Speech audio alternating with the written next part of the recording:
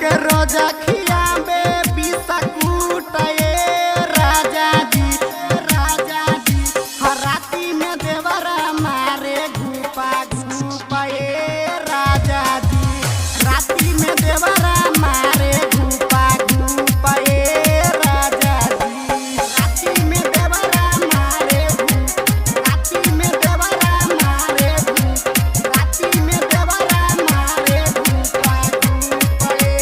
राजा जी राती में देवरा मारे घूपा राती में देवरा मारे घूपा राजा जी नई बत मोतया हमारो नइखे फेरा हो देवरे से काम मोर चलेला दुनु बेरा हो नई बत मोतया हमारो नइखे फेरा हो देवरे से काम मोर